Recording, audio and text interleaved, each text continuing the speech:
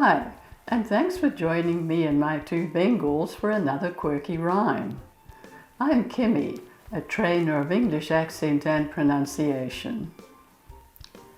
Here are my two furry friends, Robbie and Gordon. This rhyme focuses on the consonant W, as in the words way and what.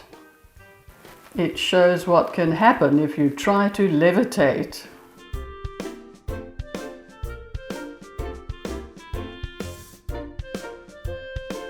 There once was a wobbly young wombat who wanted to try a high wire act. With his first levitate, I fear such was his fate. He wound up on his back with a splat.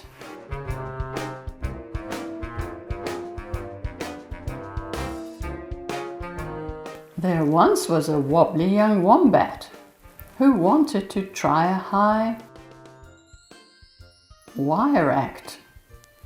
With his first levitate, I fear such was his fate. He wound up on his back with a splat.